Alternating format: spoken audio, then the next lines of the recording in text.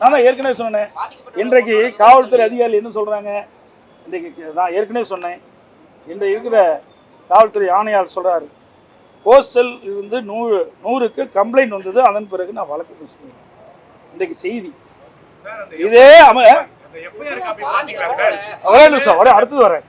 இன்றைக்கு அமைச்சர் என்ன சொல்றாரு? போஸ்டலுக்கு கம்ப்ளைண்ட் வரவில்லை, நேரடியாக காவல் நிலையத்தில் மாணவி புகார் செஞ்சிருக்கான்னு சொல்றாங்க. இதுலயே மாறுபட்ட கருத்து இருக்குது. இதுதான் காவல்துறை நிலைமை. இன்னொன்னு, எஃப்ஐஆர் எப்படி கணிஞ்சது?